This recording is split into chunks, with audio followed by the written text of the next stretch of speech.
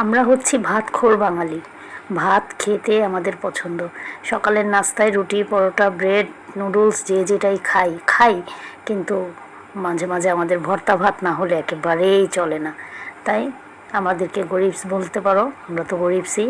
যাই হোক, এই বেগুন ভর্তা দিয়ে ভাত খাবার সিদ্ধান্ত নিয়েছি। এখন আমি বেগুনকে প্যানে বসিয়ে চপচপ করে ভেজে নিচ্ছি, কারণ এত ছোট সাইজের বেগুন, এটাকে পোড়া দিলে বেগুনের কোনো অস্তিত্বই থাকবে না।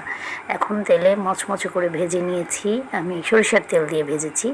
দেন আমি শুকনো মরিচকে ভেজেছি, পেঁয়াজকে কুচিয়ে কেটে নিয়েছি চিকন করে, তারপর ধনে পাতা কুচিয়ে নিয়েছি। এখন এটাকে ডলা দেবার পালা। এই দেখো, এখন আমি মরিচ, পেঁয়াজ, ধনে পাতা, সরিষার তেল আবার দিয়ে ইচ্ছা মতো ডলা দিলাম। ওহ, একদম লোভনীয় হয়ে গেছে। মনে হচ্ছে যে এটা দিয়েই ভাত খেয়ে ফেলা যাবে 1 প্লেট। তো এটাকে দিয়ে ভালো করে বেগুনটাকে মিক্স করে নিয়েছি। কি সুন্দর লোভনীয় হয়েছে কালারটা। তারপর এটাকে ভালো করে মেখে নিয়ে গরম ভাতে, দেখো ধোয়া ওঠা গরম ভাত, এই গরম ভাতের সাথে আমার এই বেগুন ভর্তা আর একটা সদ্য পেরে আনা গাছ থেকে কাঁচামরিচ, লাল টুকটুকে কাঁচামরিচ দিয়ে এখন কুচকুচ করে ভাতের সাথে খাবো।